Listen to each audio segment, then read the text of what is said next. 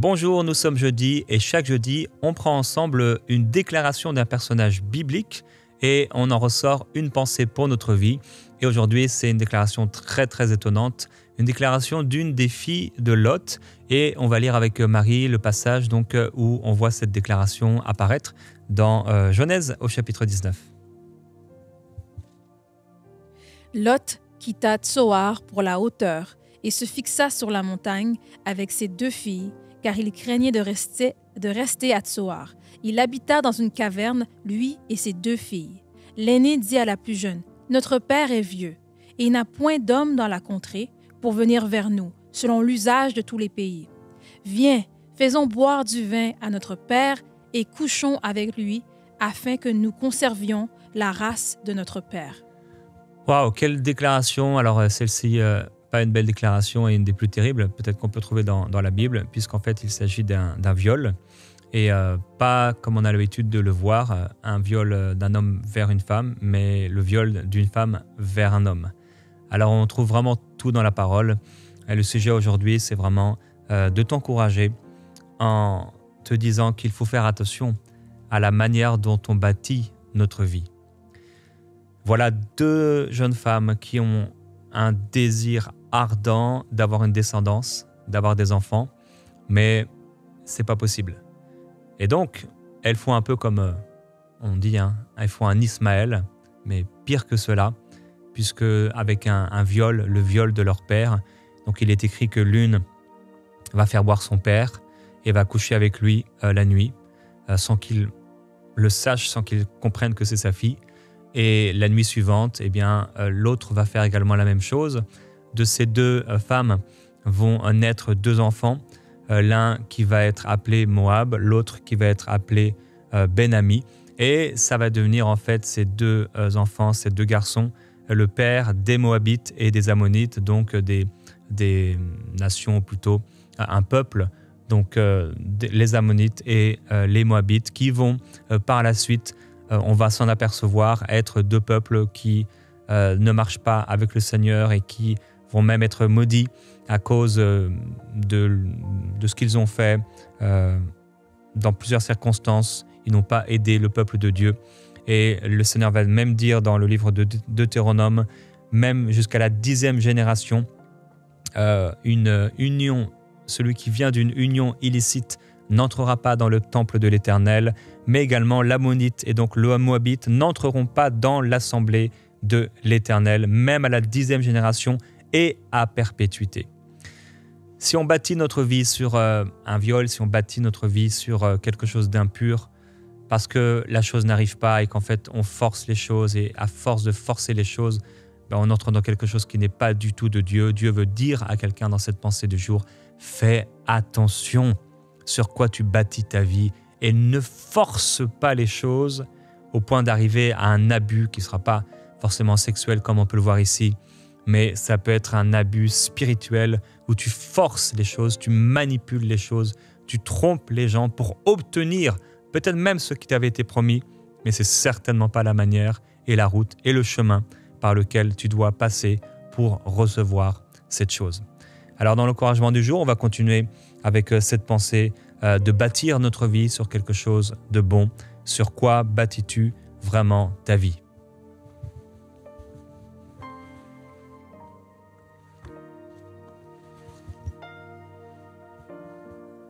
Alors c'est vraiment une grande question fondamentale pour nous, c'est de se dire donc sur quoi on bâtit notre vie. L'exemple de ces 2 filles de Lot est vraiment très parlant, puisqu'elles ont choisi de bâtir leur vie, ou en tout cas le reste de leur vie, leur famille, sur un viol. Quelque chose de terrible, elles violent leur père, donc on peut parler de la manipulation, des mensonges. Il y a plusieurs personnes qui se disent enfants de Dieu et qui vivent et qui ont bâti leur vie sur un mensonge. Combien de parents n'ont pas dit à leurs enfants qu'ils n'étaient pas leurs enfants ou qu'ils n'étaient pas l'enfant de leur père? Et l'enfant grandit et s'imagine que son père est vraiment son père, alors qu'en réalité, il n'est pas son père, quelqu'un qui est arrivé après dans la famille. Et le chrétien se dit, ou la chrétienne se dit, ce n'est pas grave, on ne va pas leur dire, on va leur cacher la vérité. Mais à un moment, quand ça sort, ça fait très mal. Le Seigneur est pour la vérité, que rien qui soit caché ne soit révélé. Mais voilà, et donc certains vont bâtir leur vie sur des mensonges. Ça peut être une femme qui sait avoir été avec un autre homme, être tombée enceinte, et l'enfant arrive et elle ne dit rien. Et s'il est possible que l'enfant puisse avoir une ou deux caractéristiques du père, on va penser, et le père lui-même pense qu'il est le père alors qu'il n'est pas le père. Il y a toutes sortes de choses qui peuvent se passer. Certains qui peuvent apprendre des choses après le mariage. Tu te maries avec cette personne et après le mariage, tu apprends que. On ne t'a pas dit que. J'ai entendu parler comme ça de quelqu'un qui était séropositif et ne l'a pas dit. Et tu entres dans le mariage et tu apprends que. Des femmes qui savent par des examens médicaux ou autres, ou par des situations qui sont arrivées dans leur vie, qu'elles ne peuvent concevoir, mais elles n'ont rien dit à leur mari, ou de la même manière, au niveau de l'homme, il sait qu'il ne pourra pas concevoir de manière naturelle et il ne dit rien. Ça peut être quelqu'un qui n'a pas dit, toujours dans le cadre d'une relation amoureuse, qu'avant de te rencontrer, eh bien, tu n'étais pas la première personne avec qui j'ai été et il s'est passé telle et telle chose. Mais en fait, la personne ne te dit rien et tu penses être la première, mais tu n'es pas la première. Et certains ou certaines vont même jusqu'à faire croire que. Vous savez, dans l'Ancien Testament, il y avait la preuve du fait que la femme était vierge. Et il y avait une preuve évidente et physique qui pouvait être montrée. Il y a aujourd'hui encore des personnes qui mentent ainsi, donc faisant croire que le Seigneur veut t'amener aujourd'hui à marcher dans la vérité et à ne pas bâtir ta vie sur un mensonge, sur quelque chose que tu as caché. Et si c'est toi, tu m'entends aujourd'hui et ça fait des années, parce que souvent, quand on s'empêtre par un mensonge, on se dit qu'à un moment on va le dire, mais il y a des semaines qui se sont passées, des mois, et finalement, on se dit, mais ça sert à quoi de le dire? Ça fera plus de mal que de bien. Mais Dieu est pour la vérité. On n'a certainement pas envie que la chose soit annoncée lorsqu'on va se retrouver devant le Seigneur et qu'on ait vraiment à rougir, parce qu'à ce moment-là, on verra les choses comme le Seigneur les voit, et le Seigneur voit de manière grave les choses qu'on cache et qui devraient être révélées.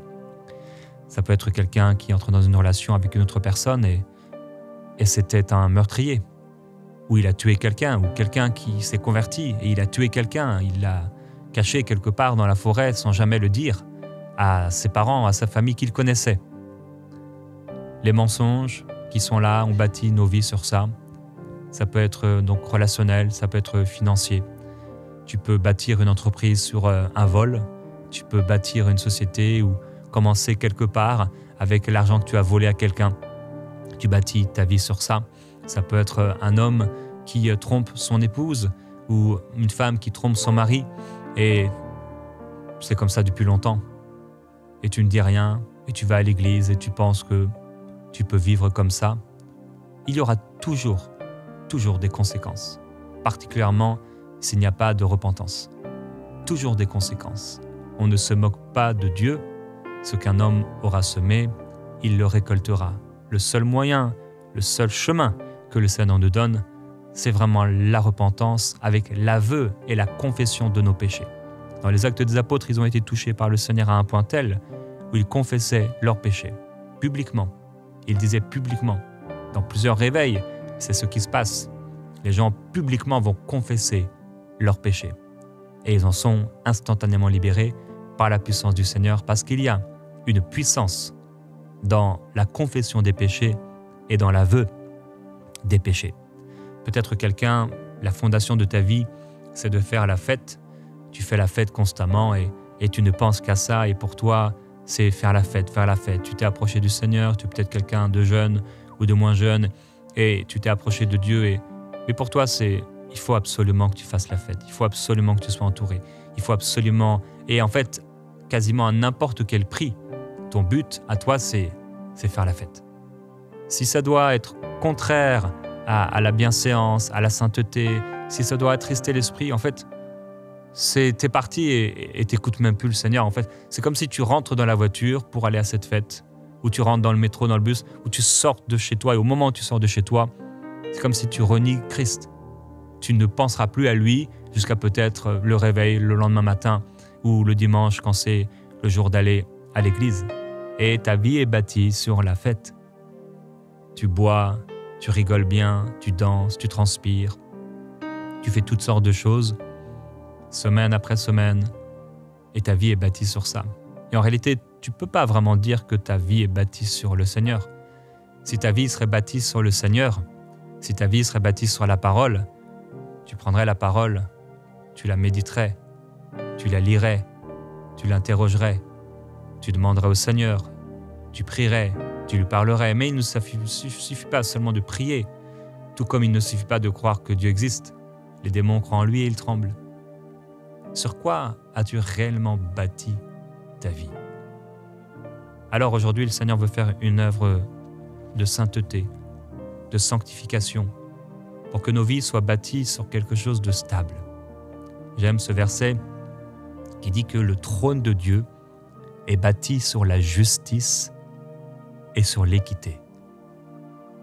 Le trône de Dieu est inébranlable. Inébranlable. On pourrait le secouer, toute l'humanité pourrait être en train d'essayer de faire tomber le trône de Dieu sans jamais réussir. Éternellement. Il est indétrônable, on ne peut le faire tomber. Il est inébranlable. Parce qu'il est bâti sur la justice et l'équité. Dieu veut dire à quelqu'un aujourd'hui, par cet encouragement, que si tu choisis ce qui est juste, si tu choisis ce qui est bien, si tu choisis ce qui est agréable au cœur de Dieu, ta maison sera stable et tiendra bon, tiendra ferme. Et même si tu as péché, à partir du moment où tu avoues et tu marches dans la justice, le Seigneur pardonne tes péchés. Oui, si celui qui a péché se détourne de sa justice, de son injustice, et fait maintenant ce qui est juste, il vivra. Mais si celui qui est juste retombe dans l'injustice, Dieu dit, il mourra. C'est ce qui était dans l'Ancien Testament, et il y a toute une réalité qui est encore présente aujourd'hui. Alors, dans le livre de Proverbes, le Seigneur m'a amené à ce passage de cette femme du chapitre 31, celle qui fait frémir toutes les femmes, toutes les chrétiennes, tellement elle est parfaite. On peut lire quelques versets au chapitre 31 avec toi, Marie. Elle tend la main aux malheureux. Elle tend la main à l'indigent. Elle ne craint pas la neige pour sa maison, car toute sa maison est vêtue de cramoisis. Elle se fait des couvertures. Elle a des vêtements de fin lin et de pourpre. Son mari est considéré aux portes lorsqu'il siège avec les anciens du pays. Amen. Voilà une maison bien bâtie. Voilà une femme qui a bâti sa vie sur Dieu. Elle a la main ouverte pour ceux qui sont dans le besoin. Elle tend les mains aux pauvres. Donc c'est pas seulement pour sa maison, pour sa propre vie. On a vu hier avec Esther, c'est pas pour toi Esther seulement. C'est pas pour ta famille seulement, même si bien sûr elle doit faire priorité cette famille, mais aussi pour l'autre. Et pour elle, pour les siens, peu importe la neige, toute sa maison est revêtue de cramoisis. Alors certaines traductions diront que toute sa famille est revêtue de doubles vêtements. Alors le cramoisi, c'était une couleur, en fait un peu rouge, qui était fabriquée à partir d'insectes. Il y avait comme une sorte d'encre rouge. C'était quelque chose un processus très long de pouvoir obtenir un vêtement en cramoisi. Et ça rendait donc ce vêtement très coûteux. Il est aussi bien sûr associé à la noblesse, à la gloire. Le manteau du Seigneur écarlate, bien sûr, ça nous parle de royauté aussi, du sang du Seigneur. Quelle est la couleur de ton vêtement? Quelle est l'épaisseur de ton toit, de tes murs, de tes vêtements? Des fois, nos vêtements sont si légers qu'on nous voit presque nus. Les murs de nos maisons sont si peu épais qu'un moindre mouvement fait tout tomber. Je prie aujourd'hui dans le nom du Seigneur Jésus-Christ que Dieu te permette de rebâtir avec lui. Et dans ce temps de prière maintenant, alors que Marie va chanter, repens-toi. Prends la décision d'avouer ton péché et demande au Seigneur la force de pouvoir le faire. Au nom de Jésus-Christ.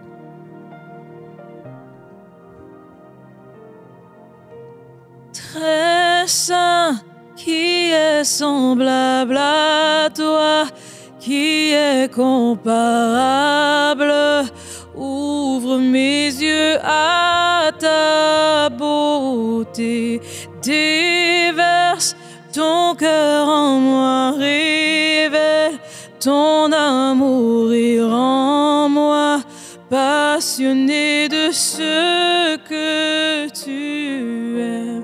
Très saint, qui est semblable à toi, qui est comparable, ouvre mes yeux à ta beauté, déverse ton cœur en moi, révèle ton amour et rends-moi passionné de ce que tu es.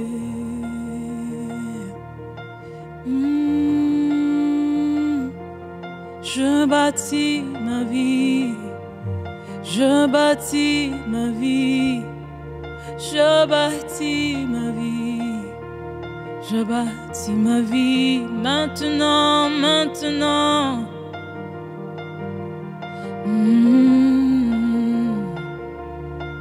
Je bâtirai ma vie sur ton amour, fondement inébranlable, et j'ancrerai ma foi en ton nom seul. Non, je ne tremblerai pas, je bâtirai ma vie en ton nom seul, fondement inébranlable, et j'ancrerai ma foi en ton nom seul. Non, je ne tremblerai pas, non, je ne tremblerai pas. Non, Seigneur. Car je bâtirai ma vie. Je n'ai pas peur. Je bâtirai ma vie. J'ai confiance en toi, Seigneur. C'est pourquoi je bâtis sur toi. Bâtirai ma vie. Et avec toi. Sur ton amour, fondement inébranlable, et j'ancrerai ma foi en ton nom seul. Non, je ne tremblerai pas, je bâtirai ma vie sur ton amour, fondement inébranlable, et j'ancrerai ma foi en ton nom seul. Non, je ne tremblerai pas. Seigneur, tu as entendu ces confessions. Tu as entendu ces mots de repentance. Tu as entendu ces décisions. Et tu as aussi entendu ces désirs proclamés dans ta présence. Ta parole nous dit de ne pas prendre un engagement si on n'est pas prêt de le tenir, si on n'est pas assuré de le tenir, de ne pas rapidement dire des paroles devant toi. Mais ces paroles, Seigneur, tu les as entendues. Mon frère, ma sœur, veut aujourd'hui rétablir la vérité. Mon frère, ma sœur veut une maison stable, des murs épais, d'un double vêtement, d'une double épaisseur. Père, je prie pour cette stabilité. C'est toi qui as dit à David, je te bâtirai une maison stable. Père,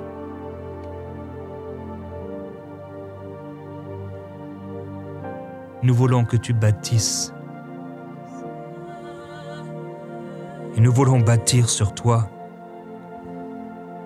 Non pas sur le mensonge, la tromperie, le vol. Je prie pour quelqu'un qui a trompé, qui a volé, qui a triché. Tout est parti de là. Père, je prie pour quelqu'un qui a très mal commencé. Très mal. Et tout a commencé là. Seigneur, tu es prêt à pardonner. Tu es un Dieu plein de compassion, plein de miséricorde. Tu pardonnes. Tu pardonnes. Tu ne nous fais plus porter la faute de nos pères. Mais chacun sera devant toi avec ses propres fautes. Père, il y a des choses terribles que tu connais, Seigneur. Je prie pour quelqu'un qui vit avec sa femme, qui vit avec sa famille dans le mensonge total. Il s'assoit à table et il est comme Judas. Il a déjà prévu dans son cœur, il a déjà fait. Il a déjà trahi.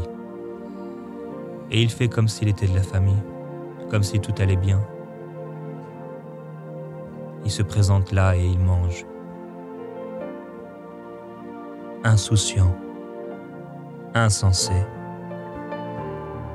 menteur, trompeur. Père, je prie pour de véritables repentances. Je prie, Seigneur, qu'il se passe quelque chose dans son cœur. Il faut qu'il se passe quelque chose. Là où il y a eu de mauvais fondements, il faut qu'il se passe quelque chose.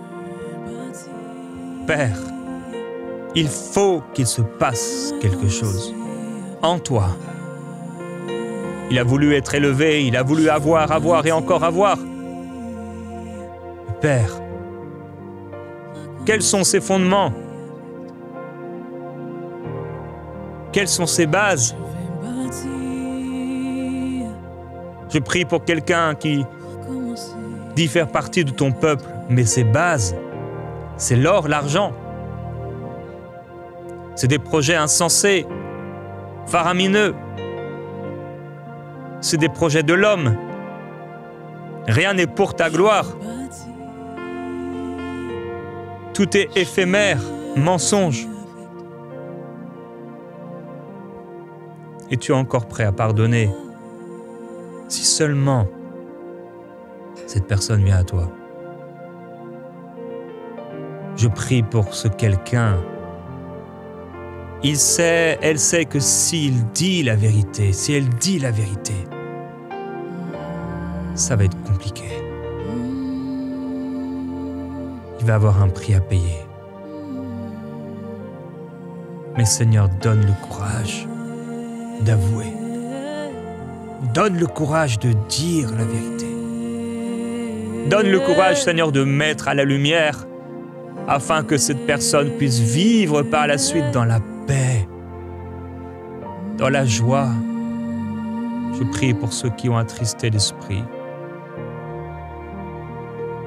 et qui vivent tellement loin des privilèges de ta présence,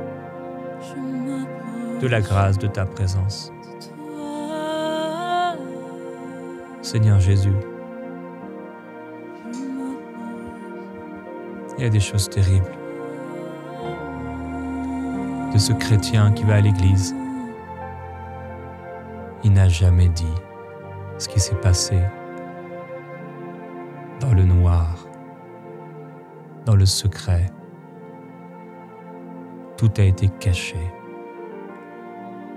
Je prie, Père, même pour des églises qui ont caché les choses. Tout le monde sait ce qui s'est passé parmi les responsables, mais ils ont étouffé l'affaire. Et quelqu'un a été méprisé, rejeté, parce que ceux qui devaient faire preuve de justice ont caché les crimes. Tu es un Dieu de justice et tu feras justice, Seigneur. Hérode a été frappé par ton ange. Il a commencé à pourrir de l'intérieur. Des vers l'ont rongé. Je t'en prie, Seigneur, fais grâce à ce frère, à cette sœur, afin qu'ils ne pourrissent pas de l'intérieur. Quand une femme avait trompé son mari, elle buvait de l'eau du sacrificateur. Si on disait qu'elle avait trompé son mari et qu'elle disait non, alors qu'elle l'avait vraiment trompé, cette eau à l'intérieur d'elle, une fois bue, pourrissait et la détruisait de l'intérieur. Mais si elle n'avait pas commis ce pourquoi on l'accusait, elle continuait de marcher dans la santé divine. Je prie que quelqu'un soit épargné, Seigneur, des conséquences du mensonge. Dans le nom de Jésus, je prie que ton peuple soit gardé. Oui, je bâtirai ma vie sur Christ, sur la vérité, sur la parole de Dieu.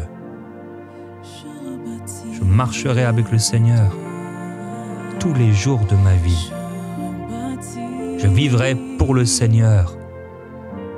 Père, tu dis à quelqu'un qui revient à toi que tu lui bâtiras une maison stable. Tu dis à quelqu'un dont les murs sont troués que tu revêtiras ces murs de ton sang. Tu seras le toit sur sa tête et le sol sous ses pieds.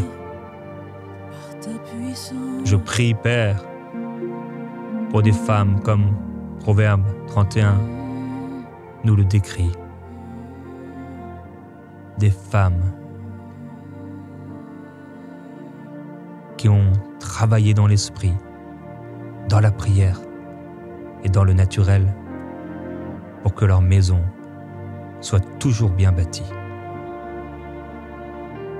Que des hommes puissent bâtir leur famille, leur vie financière et autres, soit la sainteté et la justice, afin de te plaire, de t'être agréable et de s'élever comme tu le désires, Seigneur.